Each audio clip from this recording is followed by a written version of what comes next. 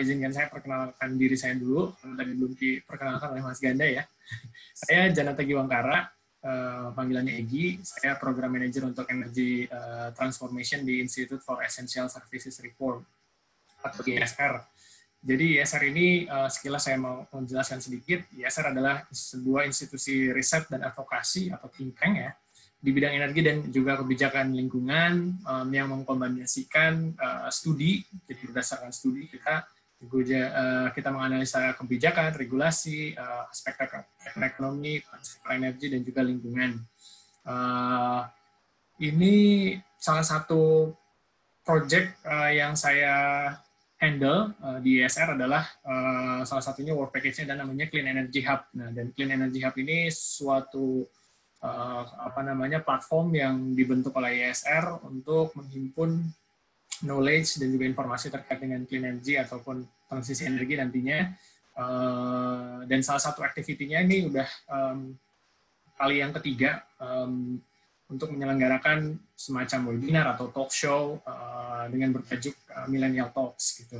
Dan Millennial Talks kita pada sore dan pagi hari ini mengambil tema energy transition in millennials perspective. Jadi kita pengen tahu nih seberapa jauh generasi millennials Indonesia tahu tentang transisi energi. Nah, ini kerjasama dari ISR, kemudian juga ada Agora Energiewende, think tank energi juga di Jerman, dan Society of Renewable Energy dari ITB. Nah, sebelum nanti masuk ke pengenalan narasumber, sedikit saya ingin mengantarkan atau membuka Millennial Talks ini dengan mengantarkan sedikit pemahaman mungkin ya pengantar. Nanti akan dibahas tentunya lebih jauh sama teman-teman narasumber di sini. Jadi secara sederhana ini transisi energi ini bisa dikatakan sebagai perubahan sistem produksi dan juga konsumsi energi dalam kurun waktu tertentu.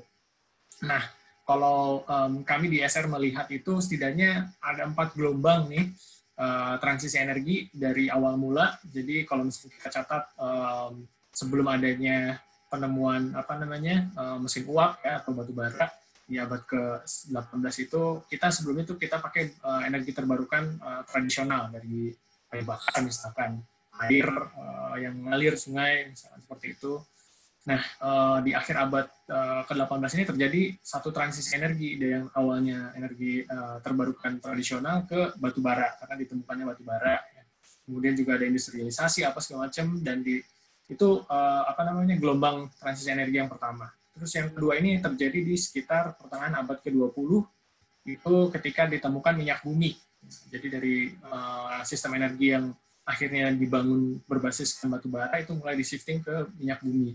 Dan akhirnya di tahun 1950-an itu terjadi juga transisi energi gelombang ketiga, yang mana mulai berubah lagi dari misalkan batu bara dan minyak bumi ke energi nuklir gitu. Jadi tahun 1950-an itu hype-nya orang mengembangkan nuklir gitu. Dan dari 1950-an sampai sekarang itu juga bisa dikatakan udah mulai bertransisi ke ke energi terbarukan yang lebih modern dibandingkan dengan akhir abad ke-18 waktu itu. Jadi kita udah secara umum mengalami 4 gelombang transisi energi, bisa dikatakan seperti itu. Nah, secara umum transisi energi ini bisa dikatakan ada 4 fasenya nih. Jadi fase yang pertama itu adalah fase ketika energi terbarukan uptake-nya mulai tinggi. Ini kalau misalnya teman-teman pernah baca laporannya Geopolitics of Energy Transformation IRENA, itu di state di situ ada sebuah kurva yang menggambarkan kalau yang energi terbarukannya S-curve bentuknya, cuman kalau misalkan si energi fosil itu bentuknya sinusoidal ya, nanti akhirnya sunset. Jadi fase pertama itu adalah renewables-nya sudah mulai berkembang secara eksponensial, kemudian di tahun tertentu tahun yang akan mendatang itu secara global permintaan energi terhadap energi fosil itu mulai turun. Nah, sehingga akhirnya ada sempat crossing di tahun tertentu di mana nanti energi terbarukan mulai mendominasi bauran energi final dan juga untuk pemenuhan energi demand final energi demand di dunia gitu. Dan setelah itu si fossil fuel akan terus sunset. Jadi kira-kira itu sedikit pengantar dari saya mengenai transisi energi, gelombang-gelombangnya dan juga kerangkanya seperti apa di global gitu ya. Nah, lebih lanjut kita udah punya 3 narasumber atau 3 host nanti untuk berbagi pengalaman dan juga pengetahuannya. Ada 3 nih, ada 1 saya akan nanti menyapa Kak Mentari Pujantoro. Beliau adalah Project Officer di International Energy Transition Program di Agora Energy Wende. Jadi habis lulus kuliah dari ITB juga nih by the way. Jadi wah kayaknya speakersnya kebetulan ITB semua. Jadi Kak Mentari ini lulusan ITB, terus kemudian lanjut ngambil master di Jerman, di Munchen khususnya, ngambil Sustainable Resource Management, terus bergabung saat ini di Agora. Nanti silakan Kak Mentari untuk pengenalan diri lebih lanjut ya. Nanti Kak Mentari akan menceritakan soal transisi energi global dan bagaimana Jerman juga melakukan transisi energi. Nanti setelah Kak Mentari, kita akan undang Kak Zagi Akana-Beryan. Ini mahasiswa tingkat akhir, kalau nggak salah di teknik mesin, ya, siap. Yeah. Mesin, kemudian juga pernah ikutan conference di Abu Dhabi pada IRENA 10th Assembly itu tahun 2019-2018 ya, Zagi? 2020, baru Januari kemarin. 2020, oh baru banget Bang ya? Sebelum COVID ini berarti ya? Yap. Iya benar. Jadi nanti silahkan Kak Zagi memperkenalkan diri lebih lanjut. Ini akan coba mengangkat perspektif millennials terkait dengan transisi energi ini seperti apa. Kemudian nanti terakhir, tapi bukan yang paling ujung atau yang paling akhir, itu kita punya Kak Agus Tampu Bolon. Agus ini tim risetnya ISR, khususnya di energy efficiency, power system, sama electric vehicle. Sebelum itu juga Agus S1-nya di ITB, ngambil elektro ya, terus lanjut S2-nya di Jerman, energy conservation sama manajemen di Offenburg. Ini dua lulusan Jerman nih di sini.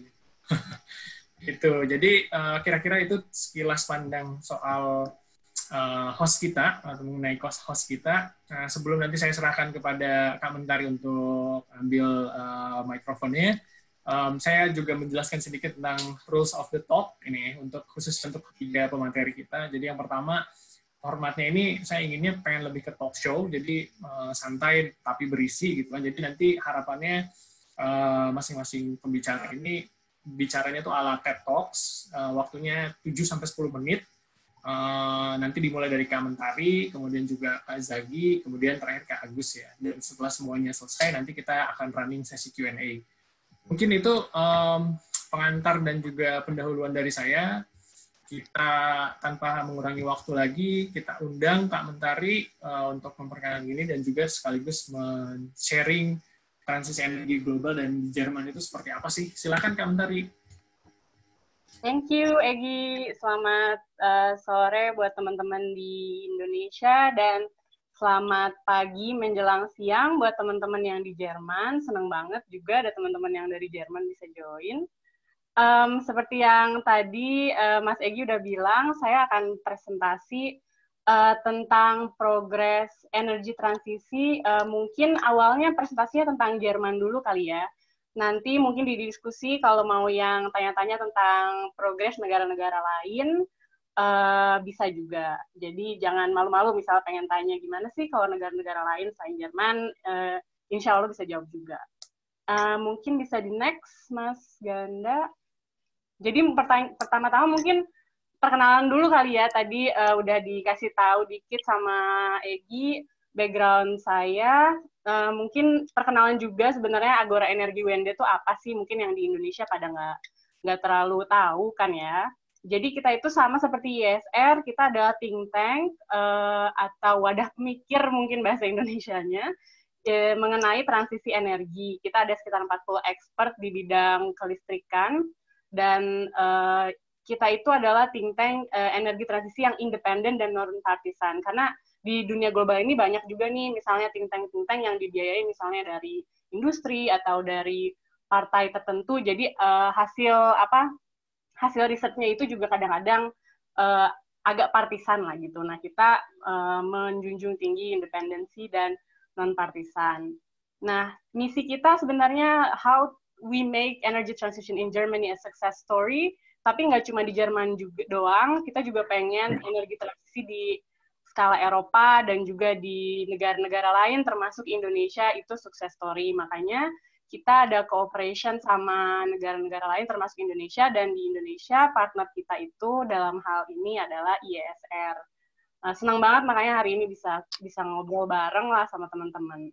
Sama kayak Egy juga tadi bilang, metode kita tuh kita analisa studi, kita give evidence based, jadi dalam membuat kebijakan pengennya selalu ada buktinya, riset dulu, dan juga diskusi dan transparansi lah ya dalam hal data-data gitu. Next, Mas Ganda. Nah, sebelum masuk ke Jerman, mungkin singkat ya, ngomongin dulu nih gimana sih emang sistem kelistrikan Jerman sama Indonesia. Beda banget apa beda aja gitu. Nah, itu bisa dilihat di gambarnya juga dalam hal konsumsi kelistrikan cukup beda ya terawatt hour-nya gitu. Di Indonesia mungkin per kapita setahun satu orang konsumsi 1.000 terawatt hour, sedangkan di Jerman itu udah mungkin 3 kali lipatnya. Dan juga dalam hal bauran energi listrik itu juga cukup beda, terutama di bidang nuklir tuh ada yang warnanya abu-abu ya. Di Jerman ada nuklir, di Indonesia belum ada nuklir atau nggak ada nuklir. Terus energi fosil ada, dan mungkin baurannya cukup sama-sama banyak ya kalau dilihat di gambar. Tapi di total Jerman sekarang udah 28%. Sedangkan kalau di Indonesia masih 50% lebih dari bauran kelistrikannya. Dan yang hijau tuh yang paling fundamental dan yang mungkin mau dibahas hari ini adalah yang warna hijau. Di Jerman PLTB dan PLTS, Bayu dan Solar itu udah 29%, sedangkan di Indonesia masih kecil banget, kurang dari 1% gitu. Next. Nah, jadi singkat tentang energi transisi di Jerman, sebenarnya apa sih gitu. Jadi energi transisi Jerman itu merupakan proyek antar generasi karena mulainya mungkin udah dari lama, dari tahun 90-an, dan it's a long-term energy strategy driven by societal, economic, and environmental goals. Jadi secara singkat, bauran dari energi primer itu yang tadinya warnanya hitam semua, atau secara garis besar hitam, pengennya jadi lebih hijau gitu. Jadi target-targetnya itu misalnya kayak climate mitigation, pengen mengurangi emisi gas rumah kaca sekitar 80-95% terhadap tahun 90, dan juga misalnya mengurangi impor energi. Terus dan ini cara-caranya juga misalnya dengan cara nuclear phase out, yang ini cukup spesifik ya untuk Jerman. Jerman pengen ada nuclear phase out sampai tahun 2022, dan yang terbaru juga itu coal phase out. Jadi ini baru banget tahun lalu disetujui kalau Jerman mau pergi dari coal sampai akhir tahun 2038. Mungkin ini juga hal yang menarik buat didiskusi nanti. Gimana kalau Indonesia tentang coal ini? Dan next, nah ini salah satu proyek di Agora Energy Wende juga, karena kita pengen membuat transisi energi di Jerman itu a success story. Kita pengen tahu gimana sih progres energi transisi di Jerman setiap tahunnya. Nah, kita selalu publish setiap bulan Januari, paling update lah gitu. Nah, ini mungkin yang pertama yang menarik yang terjadi tahun lalu ya, itu pertama kalinya tahun 2019 itu concern mengenai climate protection dan energy transition ketika disurvei ke orang-orang di Jerman, ini menjadi hal yang paling penting menurut mereka. Nah, ini juga yang membuat discourse mengenai energy transition and climate protection ini juga jadi merupakan diskusi yang lebih hot lagi di Jerman. Tadinya mungkin ada diskusi-diskusi lain, tapi tentang ini jadi tahun lalu itu lumayan hot topic lah gitu. Harapannya sih di Indonesia juga bakal seperti itu ya gitu. Next. Ya, jadi seperti yang tadi dibilang, pengen mengenai energi bauran energinya gimana. Nah, Jerman ini tahun lalu juga sudah berhasil memiliki sekitar 40% dari bauran kelistrikannya itu dari renewables. 20 tadi seperti yang saya bilang 27 atau 29% itu dari PLTB dan PLTS. Next. Nah, hal yang cukup fundamental juga, Jerman itu udah lumayan bisa mengurangi bauran dari batu bara dan lignite. Lignite itu kayaknya brown coal ya gitu, bukan hard coal. Nah, itu pertama kalinya tuh bisa minus 31% dan minus 22%. Dan juga ada nuklir yang menurun. Jadi sesuai dengan target-target yang tadi udah saya sebutin. Dan itu gimana sih cara, kalau ada energi yang turun, berarti harus ada juga yang mengisi gitu kan. Nah, di Jerman itu yang mengisi adalah, next mas, itu renewables. Jadi di Jerman, it's all about solar and wind. Tahun lalu kebetulan kondisi energi angin di Jerman itu cukup baik gitu ya, jadi lumayan banyak porsi dari energi angin itu yang warna biru, dan cukup substansial juga yang dari PLTS-nya. Next. Nah, salah satu goalnya itu kan mengurangi emisi rumah kaca nih. Tahun lalu juga karena adanya kontribusi dari PLTB, terus lumayan lah kondisi tahunnya itu cukup hangat gitu ya. Mungkin teman-teman yang di Jerman juga bisa bilang, oh ya winter tahun lalu tuh hangat gitu. Jadi emisi untuk dari bidang energi itu cukup banyak yang turun. Itu sekitar 50 million ton. Jadi ada 35% penurunan dibandingin tahun 90. Nah, Jerman itu punya target tahun 2020 mau mengurangi emisi sekitar minus 40. Jadi masih ada nih yang harus diraih di tahun ini, basically. Ada minus 5% lagi. Nah, ini gimana nih? Kira-kira bisa nggak ya Jerman gitu meraih goalnya? Karena kalau nggak bisa meraih, ada penaltinya gitu. Next. Nah, ini kita juga menganalisa, bisa nggak nih Jerman meraih climate target, Terus kita berpikir ya, probably not.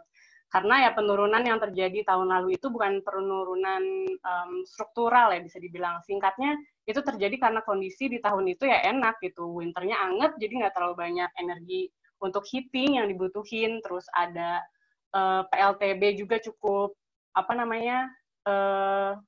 kondisi anginnya cukup bagus. Terus harga gas juga kebetulan lagi turun, jadi emisinya juga nggak terlalu banyak. Dan banyak hal-hal yang nggak struktural. Nah, di sini kita juga meng-highlight kalau penurunan emisi dari bidang energi lain, nggak cuma kelistrikan doang, tapi misal juga transport, itu juga harus semakin ditingkatkan. Gitu. Ya, next tadi mungkin ini tentang coal phase out ya, yang mungkin dibahas juga nanti lebih detailnya lagi. Di tahun 2019, ini sebagai salah satu effort untuk mencapai penurunan emisi rumah kaca di Jerman, Komisi Jerman itu menyetujui untuk phase out dari coal tahun 2038. Tapi sebenarnya menurut kita, analisa kita, kalau misalnya mereka phase out lebih cepat lagi, biayanya juga akan lebih murah sebenarnya. Nah, mungkin sampai situ dulu dari Jerman. Bisa balik lagi ke Egi kali ya, Mas Egi. Kalau ada pertanyaan, happy to answer. Oke, terima kasih Kak Mentari. Jadi wah menarik ya tadi sekilas pandang soal transisi energi. Pasti teman-teman pada banyak pengen nanya nih, saya yakin kayak misalkan, kenapa tidak mungkin Kak tadi misalkan karena tadi yang tidak struktural penurunannya, tapi kayak gimana sih memang energi demand-nya dari sektornya itu apa aja gitu. Nanti mungkin itu juga sebagai salah satu pemacu untuk pertanyaan gitu ya. Oke, ini sekarang kita dari Berlin, kita pindah dulu ke Bandung. Ada Kak Zagi di situ, mungkin mau sekilas juga berbicara bagaimana sih perspektif milenial sebagai sebagai milenials nih soal transisi energi ini. Jadi saya persilakan Zagi, waktunya 7-10 menit ya. Terima kasih.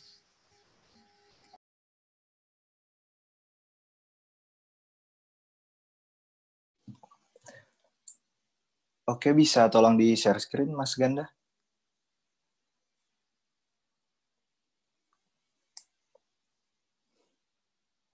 Nah, perkenalkan dulu ya, nama saya Zagi Akana Berian. Saya di sini sebagai Ketua Society of Renewable Energy, sebuah society yang dikhususkan untuk mahasiswa di Indonesia, tentunya pada level S1 di sini.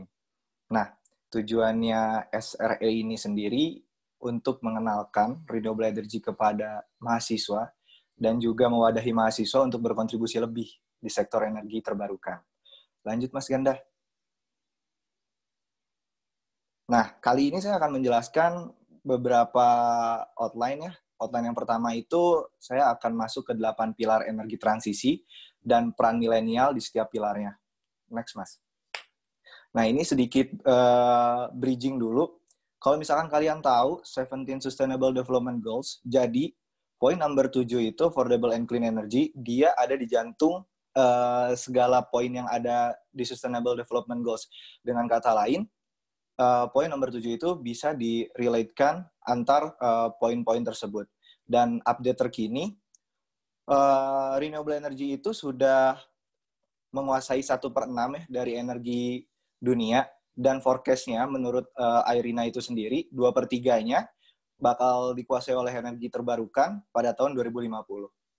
Lanjut, Mas. Nah, kita langsung saja masuk ke 8 pilar energi transisi. Yang pertama nih, kerangka kerja dan kebijakan kunci. Pada kali ini di Indonesia gitu kan, kita tahu kebijakan energi nasional atau yang disebutnya KEN. Di situ kita punya 5 pilar di situ kan, 5 kebijakan. Tapi di salah satu poinnya itu ada yang mengatasnamakan bahwa Indonesia itu fokus di bidang renewable energy gitu kan. Ketika kalian tahu di bidang renewable energy itu difokuskan di Indonesia, seharusnya peran milenial itu kita bisa nih memberikan solusi kepada Indonesia berupa report lah, berupa komentar lah, seharusnya seperti apa, dan lain sebagainya gitu kan. Karena dasarnya saja sudah disebutkan kalau Indonesia itu fokus di renewable energy. Lalu kita masuk ke strategi transisi nasional. Nah, di sini gini ya, ini poin paling vital ya di sini. Ketika pemerintah itu merumuskan sebuah strategi transisi nasional, di sini seharusnya ya, peran milenial, kita harus membaca nih strateginya gitu kan. Kita relatekan terhadap kondisi di Indonesia. Apakah benar strategi itu udah bagus gitu kan. Ketika belum bagus, bagaimana caranya kita untuk mengajukan aspirasi kita kepada pemerintah gitu kan. Kita bisa membentuk suatu report. Di mana report itu bisa langsung diberikan kepada kementerian, terlebih di Direktorat Energi Baru dan Terbarukan. Nah, yang selanjutnya, pilar nomor 3 yaitu dampak kepada ekonomi. Sebenarnya seperti ini. Ketika kita berbicara ekonomi, kita tahu bahwa renewable energy ini sedang gencar-gencarnya di dunia gitu kan. Dan dengan kata lain, ada terjadi pembukaan lapangan kerja baru di sini. Kalian sebagai milenial, seharusnya kalian bisa menambah nih semangat kalian di sini. Karena apa? Karena apa yang kalian lakukan di renewable energy ini nggak bakal jadi nothing gitu. Kalian bisa kontribusi langsung di situ kan, hands on, dan juga kalian bisa mempromosikan kepada teman-teman yang lainnya gitu kan. Kalian di sini bisa mendapatkan lapangan pekerjaan juga gitu kan. Terlebih ini untuk perempuan ya, berdasarkan report dari IRENA itu sendiri, perempuan itu lebih banyak dipekerjakan 10% lebih besar daripada oil and gas. Di sini kan berarti perempuan juga bisa nih ya kontribusi di renewable energy, baik itu secara teknis dan juga non-teknis. Nah, lanjut ke pilar yang nomor 4, ketahanan energi nasional. Di ketahanan energi nasional seperti ini. Ketika kita menjadi importir energi fosil, lalu suatu saat itu Indonesia sedang mengalami perang dengan negara yang mengimpor kita. Dan kita diembargo di situ. Lalu pertanyaannya adalah, bagaimana kita bisa mencukupi energi nasional di situ kan? Berarti kita di sini tidak mencapai nih ketahanan energi nasional. Nah, dengan kata lain sebenarnya apabila renewable energy di sini diterapkan gitu kan, apabila kita diembargo oleh negara lain, itu menjadi peluang juga buat kita gitu kan. Kita masih bisa kok hidup gitu kan, karena sumber daya kita juga melimpah di sini. Nah, peran milenial di sini itu juga bisa terus berinovasi di sektor renewable energy. Dan pilar selanjutnya itu dampak emisi rumah kaca. Seperti kita tahu ya, Indonesia itu udah ikut serta di Paris Agreement, menjaga kenaikan temperatur di bawah 2 derajat Celcius. Berdasarkan IRENA juga nih sebenarnya, perlu penurunan sebesar 10 juta gigaton untuk menjaga kenaikan temperatur itu di bawah 2 derajat Celcius. Nah, milenial ini seharusnya bisa nih mengadakan movement gitu kan. Kita sama-sama bersatu gitu, menggerakkan teman-teman yang lainnya bahwa climate action itu nyata gitu kan. Bumi kita itu perlu sebuah terobosan baru di sektor energi juga gitu kan. Nah, di sini harusnya milenial bisa menjadi decision maker di masa depan. Nah, untuk pilar selanjutnya itu penggunaan batu bara. Seperti kita tahu juga, energi listrik di Indonesia itu didominasi oleh PLTU. Ketika PLTU itu membutuhkan batu bara gitu kan, maka dia akan mengemisikan sebuah karbon dioksida yang cukup besar di situ. Nah, ketika kita menggunakan renewable energy, maka batu bara yang diperlukan di PLTU itu juga berkurang gitu kan, dan emisi juga turut berkurang di situ. Nah, di sini peran milenial gitu kan, kita juga harusnya sama-sama tahu nih, mempelajari gitu kan, ada peluang lain lah selain PLTU itu sendiri. Lanjut ke pilar selanjutnya, penyediaan pasokan energi baru. Maksudnya energi baru di sini tuh apa sih sebenarnya gitu kan? Energi alternatif yang bisa digunakan selain fosil. Nah, di sini Indonesia itu melimpah yang namanya renewable energy gitu kan. Baik itu dari angin, air, matahari, panas bumi, biomass gitu, maritimnya itu kan. Nah, di sini milenial tuh seharusnya bisa memetakan gitu potensi apa sih sebenarnya yang bagus digunakan di antar daerah gitu kan, sesuai dengan daerahnya masing-masing gitu.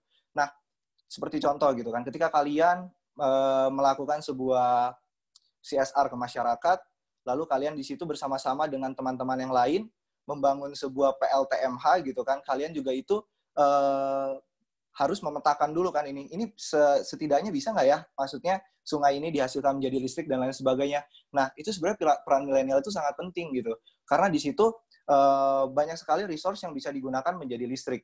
Terus yang selanjutnya, jaringan ketenaga listrikan dalam menunjang energi terbarukan. Di dunia ini sekarang sudah mau beralih nih ke yang namanya energi mode pintar. Di mana energi mode pintar itu kita bisa bekerja secara remote dan juga autonomous dalam hal pendistribusiannya ya. Nah, kalau misalkan seperti itu gitu kan, kita bisa melakukan aktivitas yang namanya energi trading. Sekarang tuh kalian bukan cuma trader saham gitu kan, jadi kalian bisa jadi trader energi gitu. Di Indonesia itu bisa terjadi apabila ada pendistribusian yang bagus, dalam hal ini ya smart grid gitu kan. Nah, tetapi di Indonesia belum ada ke arah situ, dan juga masih pembahasan. Menurut kemarin ada podcast dari pemangku kebijakan di PLN. Lanjut juga Mas, sekarang ke slide selanjutnya. Nah, sekarang ini skema berpikir energi ya. Ini skema berpikir energi itu menurut saya nih, berdasarkan experience saya. Jadi ketika kita ingin mencapai suatu kata sejahtera gitu kan, apa sih yang harusnya kita lakukan? Yang pertama, ketika membuat energi roadmap, kita nggak bisa memasukkan satu indikator, yaitu energi saja gitu kan. Di sini kita harus memasukkan indikator lain seperti ekonomi, regulasi, sosial, dan lingkungan, agar sebuah roadmap yang tercipta itu sudah melingkupi beberapa indikator gitu kan. Lalu itu disebutnya model EECS yang saya sebut di sini, yaitu Elaborate Energy Case Study. Nah, model ini sudah disebut holistik gitu kan. Lalu kita coba nih, kita masuk ke dalam if condition. Ketika itu berhasil, berarti kita sejahtera. Tetapi kalau misalkan nggak tercapai gitu kan, kita balik lagi membuat model EECS. Lalu model EECS ini kita bisa mengadopsi inovasi-inovasi dari luar negeri gitu kan. Lalu ketika sudah kita masukkan implementasi di dalam model EECS itu, apakah tercapai? Kalau tercapai ya bagus, kalau enggak ya kita terus iterasi di situ.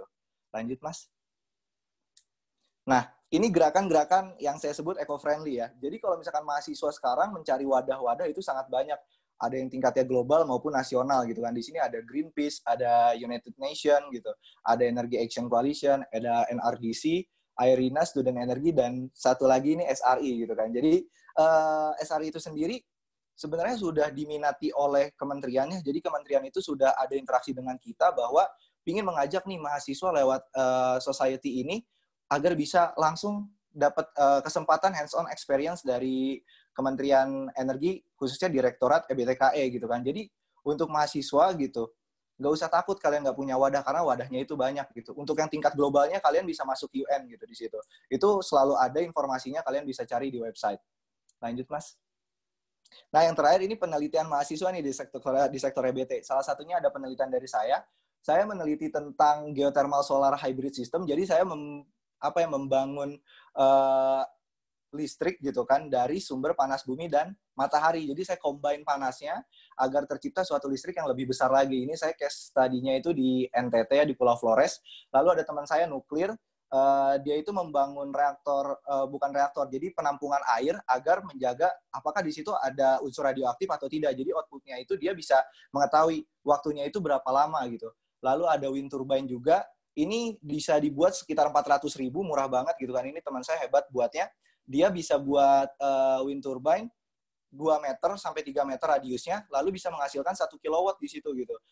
Dengan kondisi kecepatan angin 5,5 dan tidak membutuhkan space yang cukup besar. Lalu ada penemuan lagi, teman saya Adit, dia berhasil menemukan litium dari brine geothermal, di mana litium ini bisa digunakan menjadi bahan baku baterai.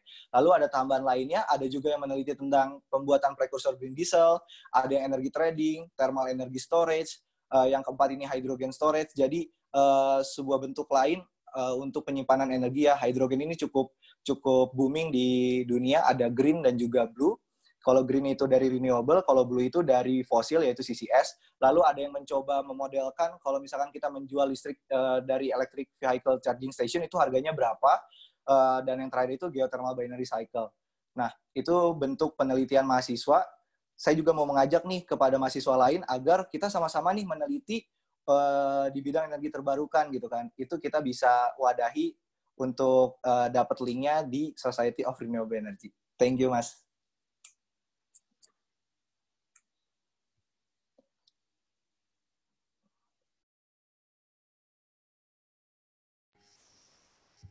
Halo. Ya, oke. Terima kasih Zaggy atas insights-nya. Jadi perspektif Zaggy itu bisa, kalau saya bisa sedikit simpulkan sebentar, itu ada opportunity untuk misalkan kerja gitu, karena mungkin teman-teman di sini pada tingkat akhir apa segala macam, atau yang lagi mau meneliti topik topik akhirnya atau tugas akhirnya masih bingung topiknya apa. Nah, mungkin bisa juga meneliti soal transisi energi ataupun energi terbarukan di sini. Nanti kita parkir dulu pertanyaan-pertanyaannya. Saya juga yakin ini dari kaum millennials ya, karena di sini pasti banyak banget nih representatifnya. Jadi sebelum nanti ke sesi diskusi, berikutnya kita masih punya Kak Agus nih dari ISR untuk sharing mengenai transisi energi di Indonesia ini sudah sampai mana sih sebenarnya gitu, dan prospeknya energi terbarukan itu di tahun-tahun mendatang atau di tahun ini seperti apa. Jadi silakan Kak Agus, saya serahkan ke Kak Agus, waktunya 7-10 menit ya. Tadi waktunya Zaggy 10 menitan, jadi just in time lah. Oke, jadi saya silakan sama Kak Agus. Terima kasih. Terima kasih Kak Egy. Selamat sore teman-teman sekalian. Kalau dari saya, kita akan masuk lebih jauh mengenai, tadi kalau Jaki menyebutkan tentang kebijakan energi nasional, Ken, saya kepada keturunannya yang banyak orang kenal di Indonesia dengan Rencana Umum Energi Nasional atau RUEN. Existing karena saya akan membahas pertama tentang RUEN yang ada saat ini, RUEN 2015-2050. Kita selalu mendengar 23% energi terbarukan di tahun 2025. Tapi pernah kita mendengar misalnya 77% energi fosil di tahun 2025? Atau misalnya 69% fosil tahun 2050. Jadi Rencana Umum Energi Nasional yang kita punya itu, menurut analisis saya, pandangan saya, masih memberikan ruang yang cukup besar untuk energi fosilnya. Kalau di kurva sebelah kanan kita lihat misalnya dari total kapasitas pembangkitnya. Yang hijau itu, yang garis hijau adalah energi terbarukan, yang bar chart itu adalah energi fosilnya. 2025 kita menargetkan 45,2 gigawatt energi terbarukan, tapi fosilnya banyak yang tidak tahu, ternyata fosilnya itu besar 90,3 gigawatt, hampir 2 kali lipatnya. Demikian juga tahun 2050 dan tahun-tahun sebelumnya. Jadi dari kita bisa lihat bahwa fosil itu di Rencana Umum Energi Nasional kita pun masih ditargetkan sangat besar dibandingkan dengan energi terbarukan. Lalu bila kita bertanya, oke, bagaimana sebenarnya prospek energi terbarukan di Indonesia di tahun 2020 ini? Sekilas saya memberi gambaran mengenai tingkat pertumbuhan energi terbarukan di tahun 2019, mulai tahun 2014 sampai 2019, kita lihat pertumbuhannya sangat lambat dari 8.000 menjadi 10.000 megawatt di tahun 2019. Penambahan 2019 bahkan hanya 385 megawatt. Ada 6 proyek baru di 2019, dan dari pembangkitan listrik sendiri hanya 12,2%. Berikutnya, sedikit lebih dalam kita lihat misalnya RUN dan RUPTL, di mana RUPTL itu adalah rencana pembangunan, rencana umum penyediaan tenaga listrik dari PLN. Kita melihat hitam itu adalah batu bara, bahwa batu bara itu masih mendominasi, seperti tadi saya katakan di RUN, baik di RUN maupun di RUPTL, sama-sama kita lihat bahwa batu bara itu masih sangat mendominasi. Baru di tahun 2025 di sini kita lihat di RUPTL misalnya porsi pembangkit tenaga air dan geotermal jauh melampaui pembangkit tenaga fosilnya. Menjawab pertanyaan yang tadi, melihat tren yang dari tahun 2014 sampai 2019 dan sisa 5 tahun lagi sampai 2025, apakah target RUN yang 45,2 gigawatt pembangkit energi terbarukan itu akan tercapai? Untuk mencapai 45 gigawatt, kita butuh 5-6 gigawatt kurang lebih per tahun pembangkit energi terbarukan. Rata-rata kita pembangunan sekarang hanya 250-350 megawatt per tahun.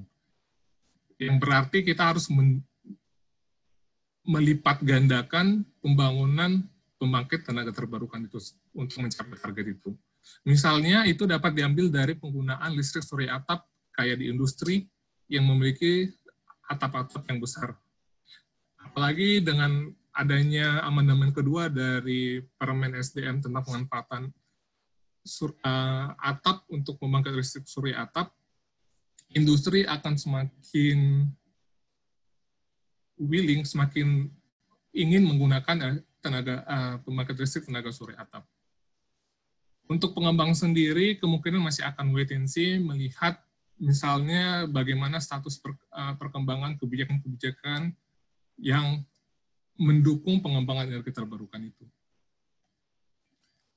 Tren yang perlu diperhatikan menurut kita di ESR di tahun 2020 ini, misalnya RE100. Jadi RE100 itu adalah sebuah kumpulan perusahaan kurang lebih 40 dengan penghasilannya seperti itu, 4,5 triliun US dollar.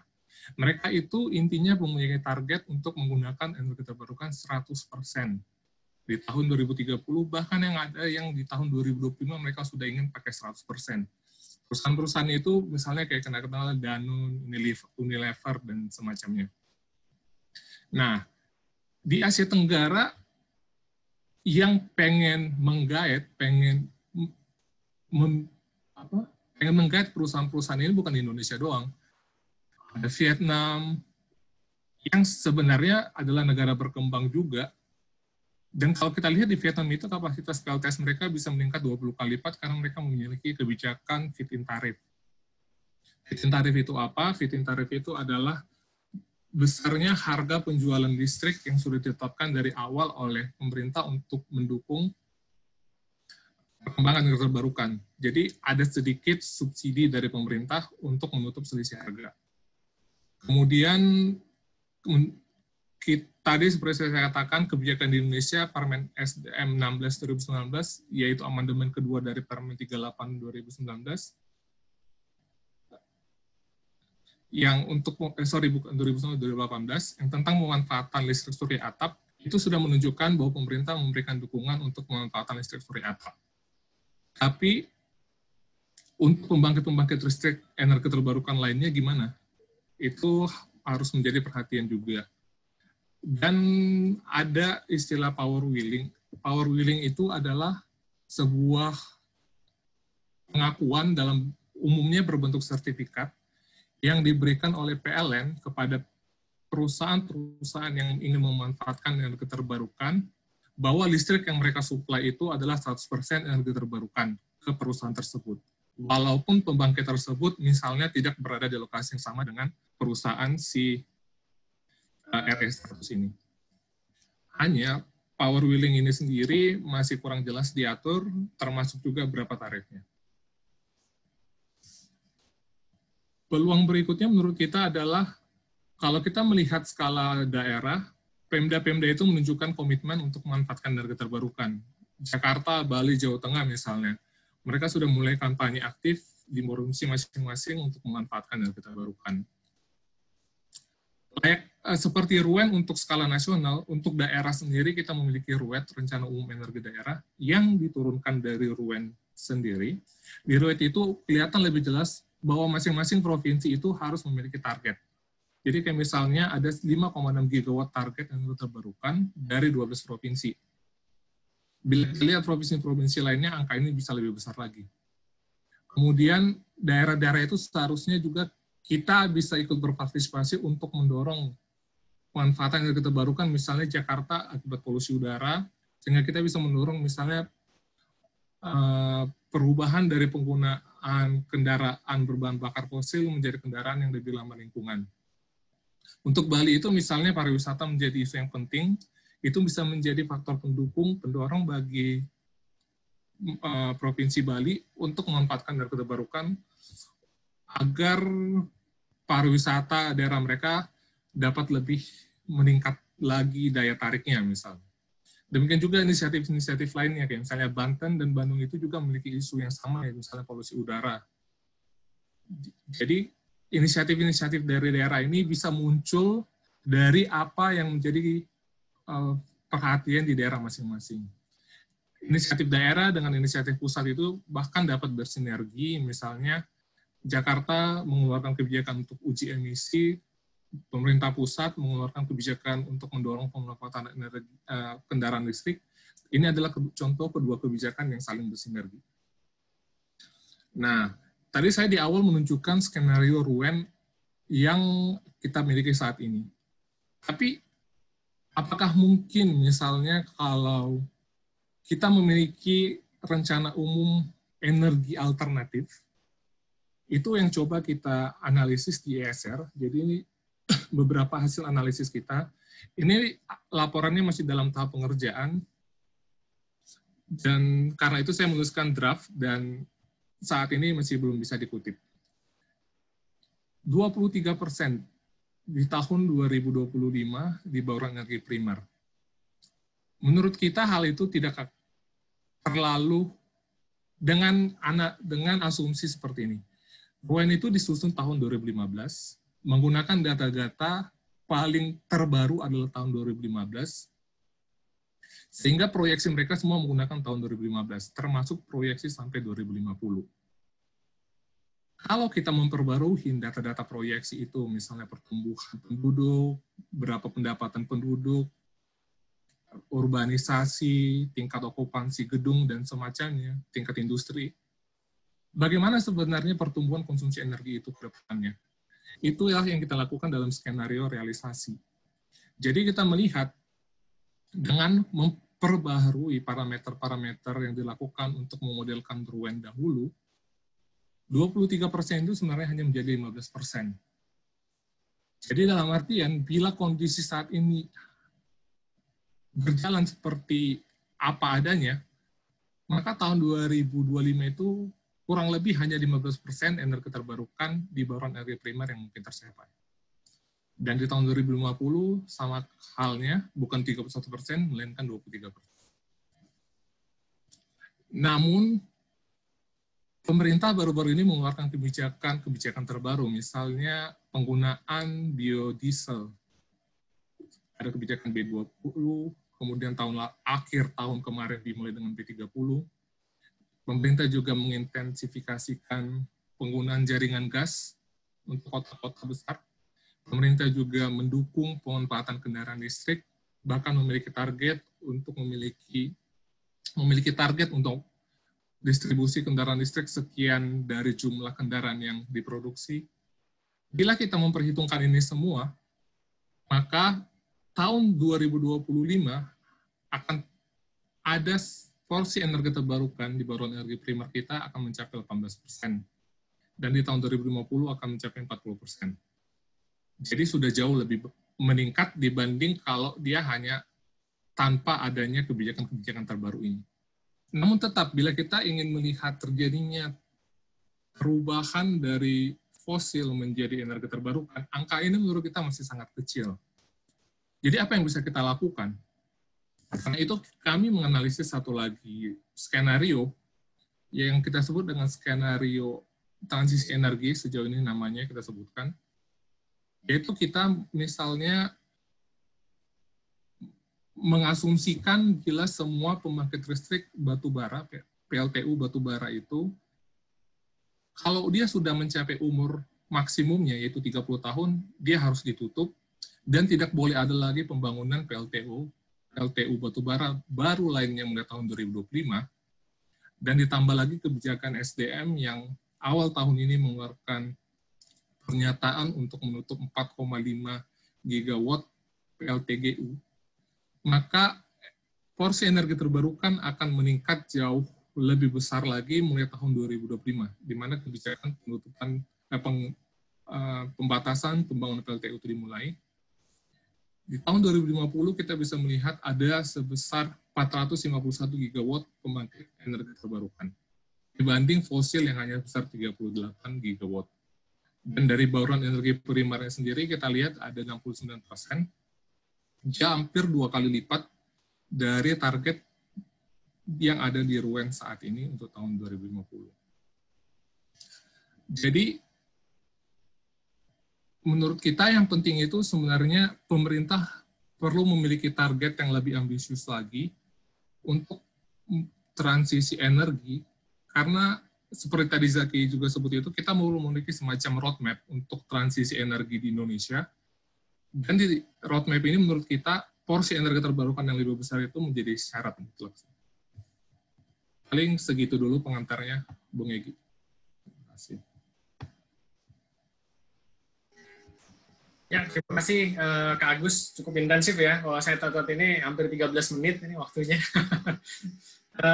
Oke, jadi mungkin dari 3 pemateri kita sore ini sudah cukup ada bahan untuk diskusi. Sebelumnya tadi saya lihat chat box-nya udah banyak yang nanya ke komentari dan juga ke Zagi gitu ya. Jadi mungkin tapi sebelum ke yang live bertanya di sini, saya ingin mengapresiasikan kepada teman-teman yang sudah drop pertanyaannya sebelum acara ini. Jadi saya akan lihat ada sekitar kurang lebih 62 pertanyaan yang di drop ke ISR untuk ditanyakan. Jadi saya akan memulai sesi pertanyaan tanya jawab yang pertama ini. Saya ambil dari post box yang kita siapkan. Jadi mungkin untuk terkait yang transisi energi di Jerman ya. Sementara sih masih belum banyak yang mengarah ke sana, tapi mungkin ada beberapa seperti misalkan seberapa lama sih konsep energi terbarukan ini bakal take lead gitu ya daripada si oil and gas gitu. Jadi mungkin juga Mentari bisa menjawab soal itu. Kemudian juga pertanyaan berikutnya tadi ada di chat box juga, saya melihat juga ada mirip-mirip dengan yang di sini. Jadi di Jerman itu people's power itu cukup juga kuat ya untuk mendorong kebijakan-kebijakan di pemerintah gitu. Mungkin bisa sharing soal itu. Mungkin dua dulu ya. Habis itu saya akan move ke Zagi. Tapi sementara ini mungkin Kak Mentari bisa kasih tanggapan dulu dari presentasinya Zagi dan juga Agus. Juga nanti tadi dua pertanyaan yang tadi saya sampaikan. Silakan Kak Mentari. Thank you Mas Egy. Jadi seperti tadi yang thank you juga presentasinya Zagi sama Agus, oke banget. Pertanyaannya tadi pertama itu sebenarnya berapa lama sih misalnya energi transisi ini take a lead, kan seperti tadi yang udah dibilang sama Mas Egy, itu adalah suatu proses yang terus-menerus ya, dari dulu fokusnya misalnya ke energi terbarukan yang konvensional ya, seperti hydro and geothermal, terus sekarang fokusnya ke arah energi surya dan energi angin gitu kalau di Jerman.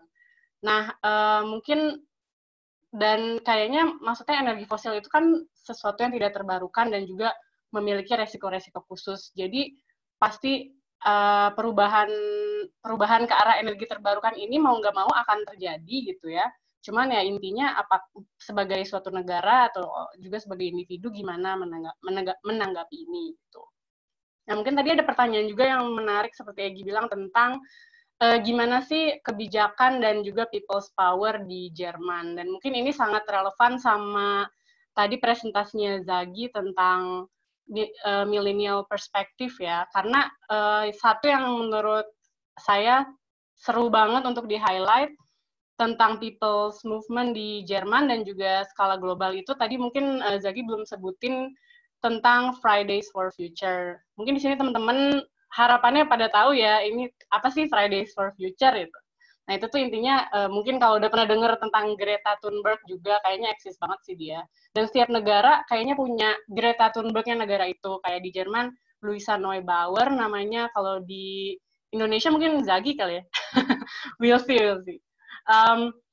Ya itu intinya student pada nggak masuk sekolah hari Jumat untuk save the climate gitu, karena mereka mau protes, hey pembuat kebijakan, ayo membuat kebijakan yang benar dong demi masa depan kita. Nah, yang keren banget di Jerman pas tanggal 20 September itu 1,5 juta orang, penduduk Jerman tuh 80 juta ya kira-kira, itu pergi ke jalan untuk speak up, dan gak cuma millennials doang, itu juga scientist juga dari bayi lah, nenek-nenek juga pada ikutan gitu ya.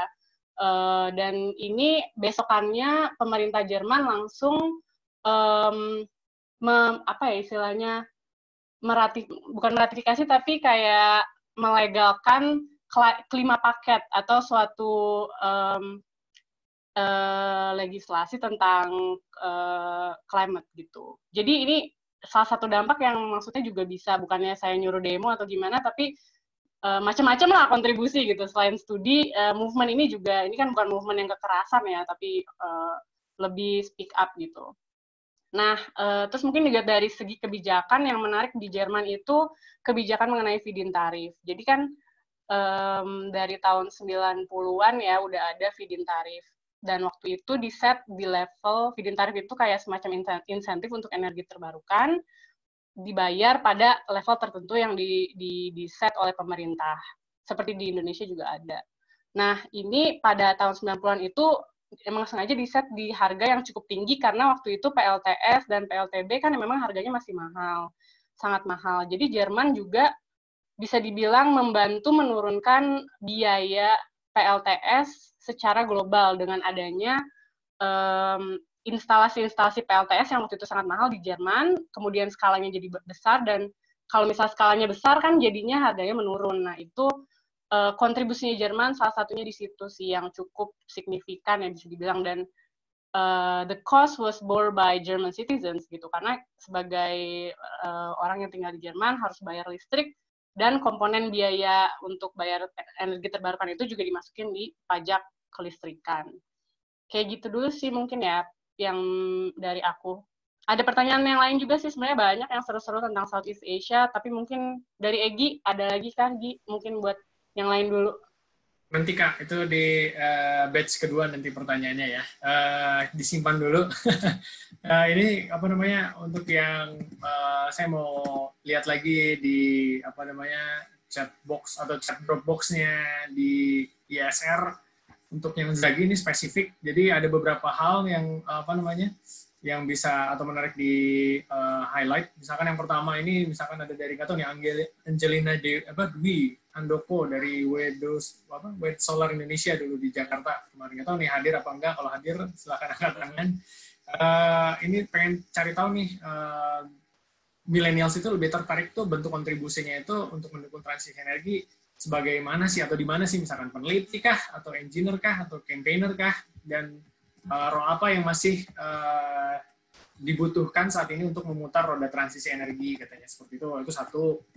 Kemudian juga tadi ada beberapa yang diutarakan sama di chat box juga, gimana sih caranya si SRE ini bisa juga matchmaking atau menghubungkan ketika misalkan ada teman-teman di universitas lain, tidak terbatas hanya di ITB, karena selama ini mungkin terbatas di ITB ya, itu bisa juga berkolaborasi untuk joint research dengan ITB atau teman-teman yang lain di universitas lain itu untuk meneliti soal energi terbarukan ini atau energy storage dan kaitannya dengan transisi energi. Karena ada risetnya ISR di tahun 2018 atau 2019 saya lupa, itu cari kunci sukses mengapa Jerman, Cina, dan Tiongkok dan India sukses. Salah satunya adalah didukung dengan R&D atau research and development yang sangat masif ya. Gitu. Jadi kita bisa mungkin membantu pemerintah dari sisi itu. Nah, itu mungkin gimana nih Zagi komentarnya dari presentasi mungkin Mentari dan juga Agus, dan juga tadi 2 pertanyaan tadi. Silakan Zagi. Oke, terima kasih Mas atas waktunya.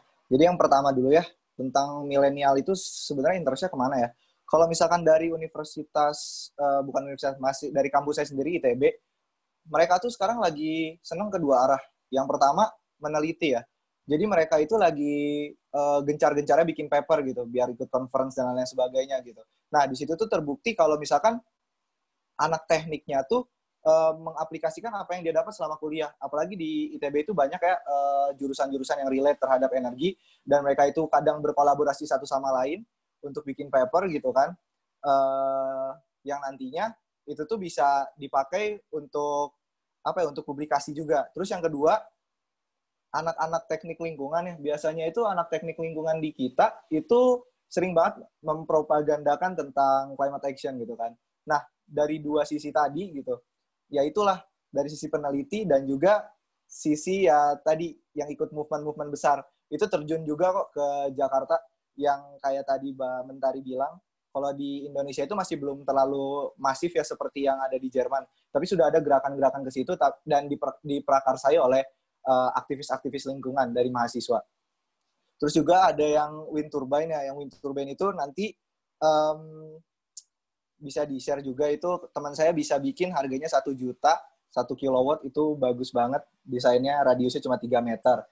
Dan kalau misalnya mau tahu lebih lanjut, nanti bisa kontak ke SRE aja. Terus yang terakhir, SRE kontribusi terhadap, maksudnya mengizinkan nggak untuk kolaborasi? Oh, sangat mengizinkan sekali. Sekarang ini SRE kan growth-nya lagi tinggi-tingginya. Jadi kita itu banyak diajak untuk membuat SRE di universitas masing-masing gitu kan. Nah, dari sini sebenarnya kita sangat membantu memfasilitasi juga ya untuk universitas yang sebenarnya di kampusnya itu tidak ada kesempatan untuk belajar energi. Jadi kita bisa provide masalah itu.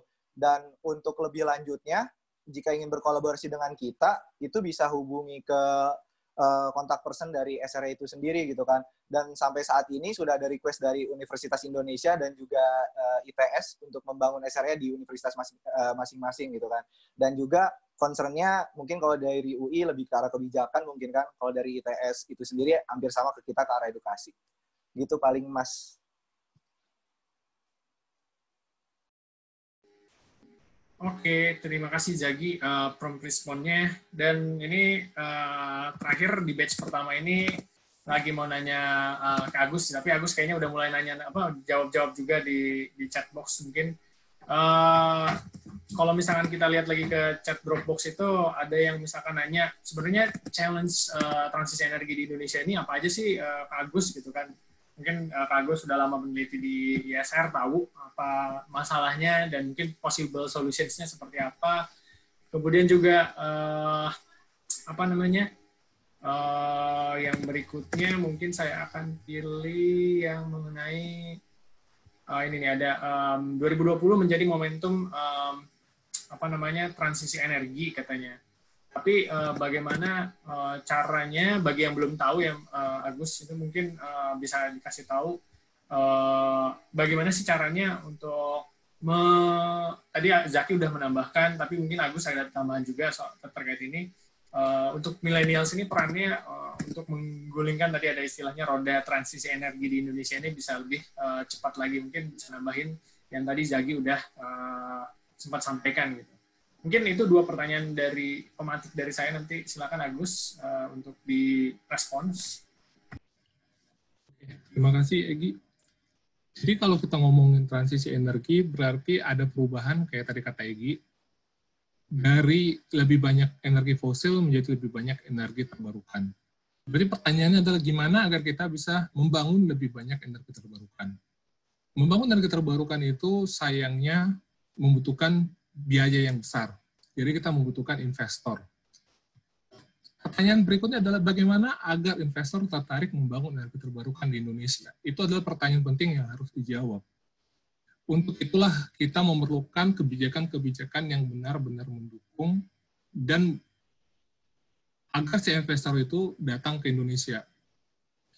Kita misalnya lihat harga beli listrik dari PLN. Jadi misalnya gini, jadi misalnya ada investor A pengen bangun pembangkit listrik tenaga angin misalnya di kota X. Dia sudah hitung-hitung dapatlah biaya pembangkitan. Oke, kita bisa jual listrik kita sebesar sekian per kilowatt hour-nya. Namun dari PLN-nya, karena adanya peraturan dari Permen SDM, Peraturan Menteri SDM, yang menyatakan bahwa biaya pembelian listrik untuk daerah tertentu itu adalah 85% dari biaya pokok pembangkitan nasional, biaya pokok pembangkitan daerah itu lebih tinggi dari biaya pokok pembangkitan nasional. Yang artinya, bila daerah itu biaya pembangkitan listrik PLN-nya murah, maka PLN nggak akan mau membeli listrik seharga yang ditetapkan oleh si investor tadi. Nah, jadi ini salah satu ketidakcocokan antara berapa yang dibutuhkan investor untuk melakukan investasinya dengan berapa yang ingin dibayar oleh PLN itu sendiri. Disinilah menurut kita kebijakan feed-in tarif itu bisa menjadi jembatan untuk sementara waktu setidaknya sampai harga energi terbarukan di level nasional, regional, ataupun global turun lebih jauh lagi. Terus penghambat berikutnya misalnya data. Di Indonesia itu ketersediaan data sangat susah. Jadi katakanlah misalnya untuk membangun angin, pembangkit tenaga angin. Kita butuh data setidaknya beberapa tahun profil angin untuk tiap jamnya, kalau tidak tiap setengah jam. Nah, untuk mencari data itu si investor harus investasi banyak dulu misalnya. Dan belum tentu hasil investasi mereka membawakan hasil yang baik. Bahwa misalnya profil anginnya di situ cocok untuk dibangun pembangkit listrik tenaga angin. Jadi itu ada dua contoh kenapa menjadi tantangan-tantangan pengembangan energi terbarukan di Indonesia. Dan secara umum banyak tantangan itu sebenarnya dari sisi kebijakan pemerintah kita, terutama kebijakan-kebijakan yang cukup sering berubah dengan bergantinya kepemimpinan. Kemudian 2020 momentum transisi energi dan kemudian peran milenial. Tadi yang belum sempat tersampaikan itu sebenarnya transisi energi itu sendiri kita di ESER melihatnya dari dua aspek, yaitu pemanfaatan energi terbarukan untuk menggantikan energi fosil, dan yang kedua sebenarnya adalah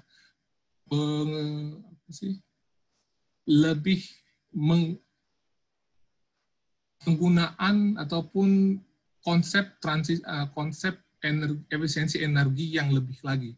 Jadi misalnya pengaplikasian konsep-konsep efisiensi energi dalam kehidupan sehari-hari itu adalah salah satu aspek yang juga merupakan integrasi penting dari transisi energi. Jadi hal-hal sederhana yang bisa kita lakukan adalah berpartisipasi aktif dalam mendukung efisiensi energi. Kenapa efisiensi energi itu penting? Karena dengan kita semakin efisien menggunakan peralatan-peralatan listrik, maka konsumsi listrik akan turun. Konsumsi listrik yang turun ini artinya apa? Bahwa PLN sebagai penyedia listrik di Indonesia itu, di proyeksi mereka bisa lihat, oh, kita tidak memerlukan tambahan pembangkit listrik sekian banyak.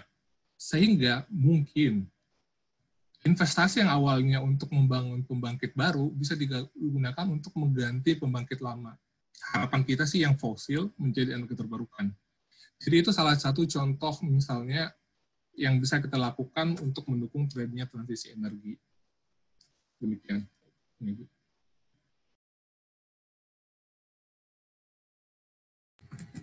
Ya, terima kasih Kak Agus atas responsnya.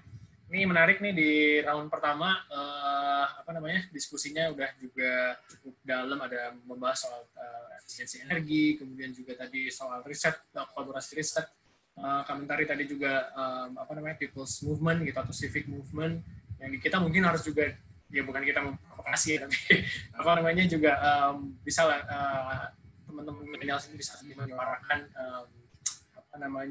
kebutuhan bahwa kita untuk sebagai generasi masa depan itu butuh energi terbarukan untuk empower kehidupan kita gitu. Nah ini saya akan buka termin kedua. Termin kedua ini sebenarnya kita mau ada kuis ya, cuman sayang ada kendala teknis sedikit, jadi udah disiapkan juga ada sedikit hadiah untuk misalkan nanti totalnya ada 5 orang ya, nanti kita coba di top up e-money-nya bisa GoPay atau Grab, Grab OVO. Nah, siapa yang mau untuk 5 orang pemenang nanti, jadi di batch kedua ini saya akan minta Mentari, Zagi, dan juga Agus either satu misalkan pick up pertanyaan yang menarik yang ada di chat box ataupun yang ada di Dropbox yang sudah disampaikan sebelumnya tadi, atau yang kedua meminta yang bertanya ini siapa yang paling cepat nanya atau yang paling bagus itu direspons sama Mentari atau sama yang dia. Jadi Mentari, Zagi, dan Agus punya balance 100.000 untuk di-deliver ke teman-teman participants yang ikut dalam Millennial Talks kali ini. Jadi ya, siapa duluan saya persilakan, nanti misalkan saya duluan nih Kak Egy misalkan dari Zagi udah nemu pertanyaannya dari siapa, gimana pertanyaan apa yang menarik untuk dibahas bareng-bareng. Jadi silakan saya buka, saya nggak langsung tadi kayak misalkan siapa duluan, tapi silakan dari ketiga narasumber untuk milih pertanyaan dan juga siapa yang bernanya gitu. Silakan mungkin yang mau mulai duluan. Gi, mau nanya nih, kalau teman-teman yang di Jerman gimana, kan kita nggak ada OVO ya. Dibantu doa aja lah ya.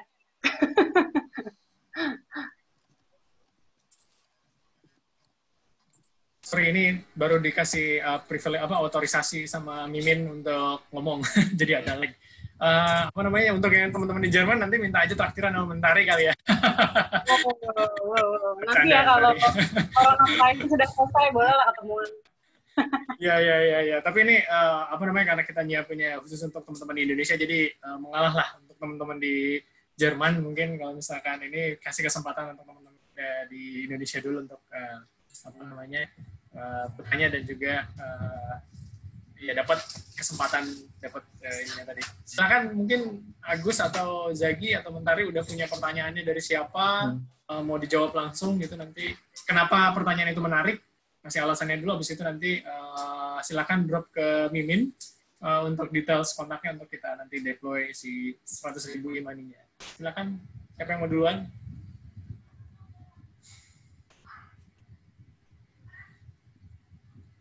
Perlu saya ini lagi nih? Dibaca nih, bentar. Masih baca. Oh, masih baca-baca. Oke. Soalnya bingung milih yang mana. Ya, bagi teman-teman yang belum nge-post nih, mumpung nanti bakal jadi pop-up pertama, nanti silakan teman-teman post di chat box pertanyaannya. Siapa tahu nanti dipilih sama kakak-kakak narasumber ini.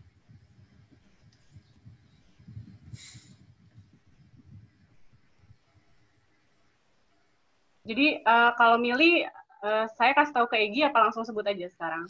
Langsung sebut aja Kak Mentari. Pertanyaannya dari siapa? Nanti kita kasih 100.000-nya buat kakak itu. Kemudian pertanyaan apa dan langsung dijawab. Nanti kalau Kak Mentari mulai duluan, yang lainnya nunggu ya.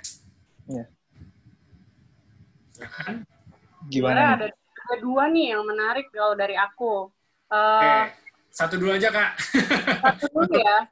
Satu yang bagus untuk kita kasih prize atau uang si e-money tadi. Satu lagi nanti boleh dijawab tapi nggak dapat hadiah gitu. Kak Mentari mungkin itu kali ya. Kan Kak Mentari? Yang dari Ronald Julion. Wah, Ronald beda dulu, silakan. Mau tanya, bagaimana menjelaskan tren transisi energi di ASEAN? Karena menarik. Nah, ini menurut aku bisa dijawab nggak cuma dari aku doang, tapi Agus juga mungkin bisa bantu-bantu kali. Karena seru.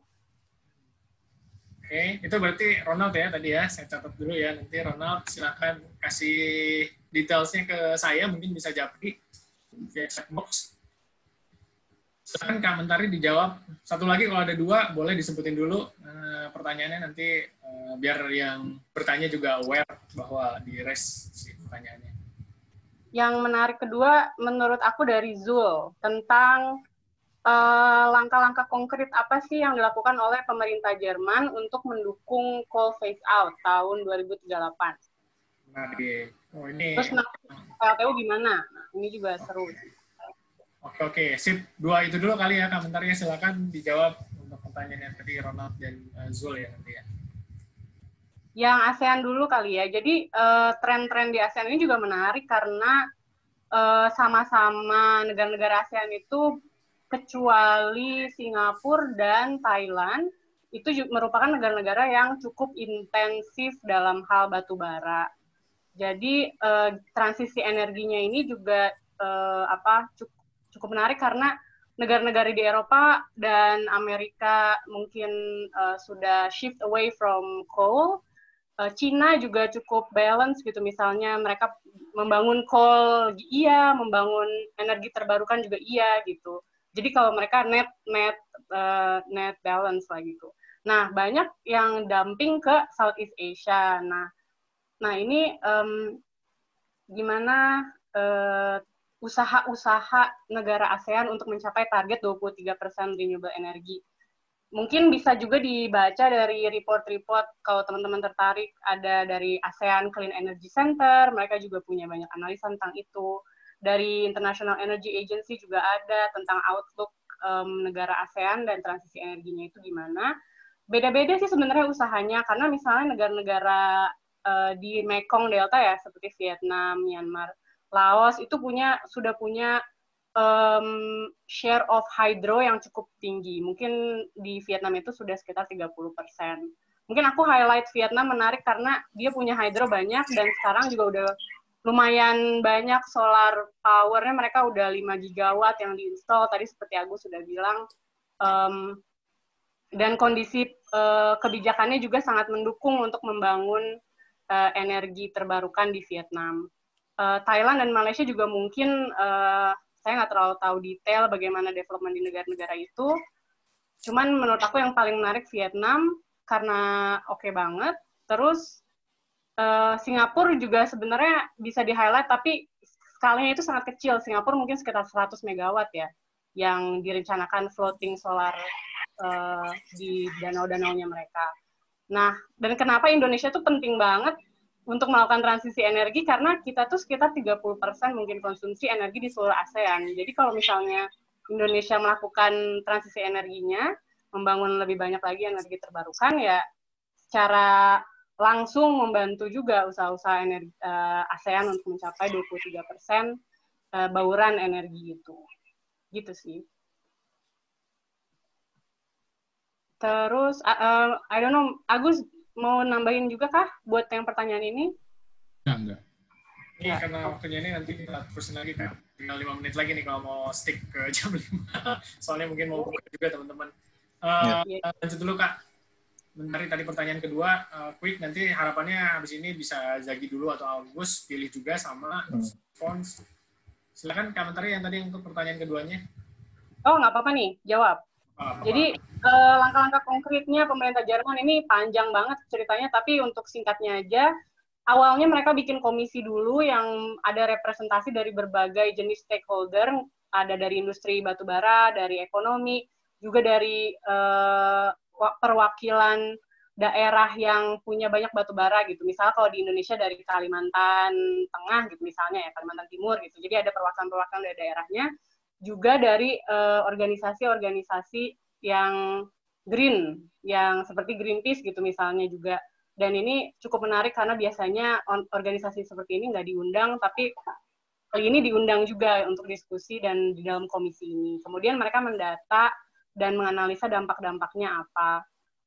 Yang menarik mungkin mereka juga jadinya setelah komisi ini selama setahun melakukan studi, ada biaya yang harus dikeluarkan untuk transisi ini, membantu orang-orang yang bekerja di bidang batubara, kayak apa misalnya yang udah mau pensiun dikasih uang pensiunnya lebih cepat, atau ada biaya training buat anak muda yang bekerja sebagai miners, mungkin training untuk membangun industri yang baru gitu. Nah itu mungkin jadi permodelan yang Indonesia juga bisa mencontoh juga gitu. Cara-caranya tuh sebenarnya kayak gimana aja.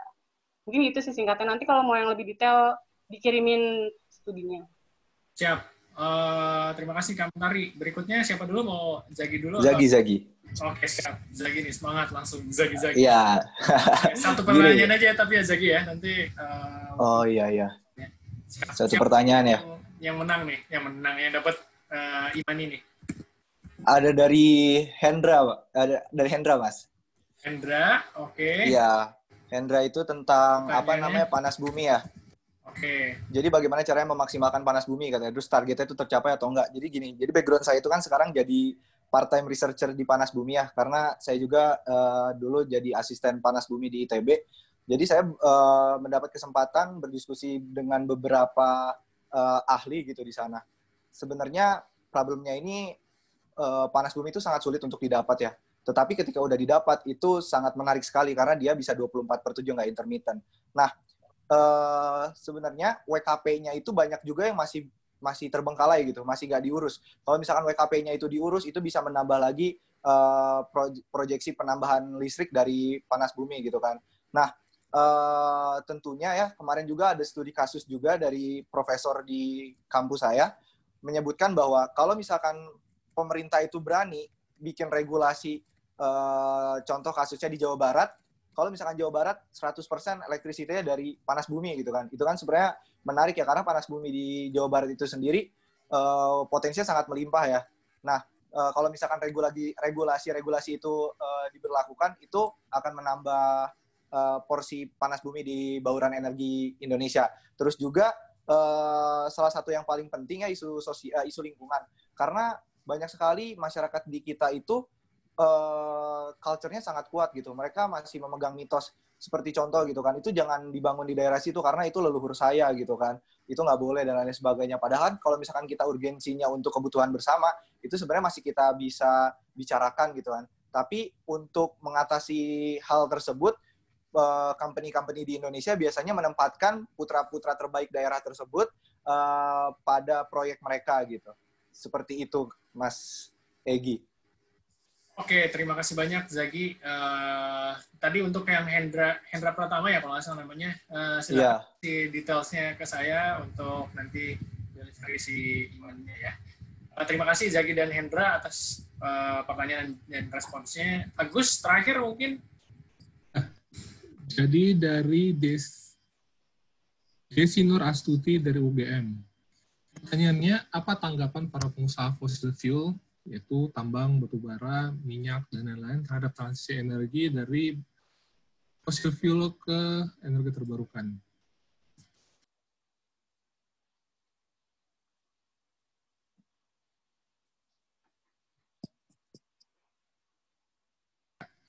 Sebenarnya kalau dari segi minyak, porsi pembangkit listrik tenaga diesel di Indonesia itu sangat kecil.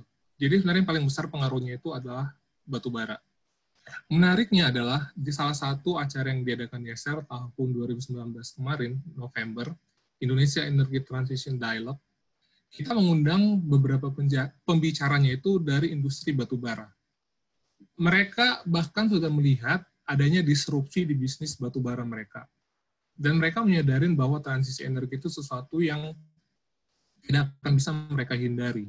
Jadi mereka sudah mulai melakukan adaptasi dan mereka sudah mulai juga terlibat dalam pembangunan, misalnya sebut merek ya Adaro gitu misalnya. Dia sudah misalnya mulai membangun PLTS di lahan-lahan bekas tambangnya yang listriknya mereka bisa jual.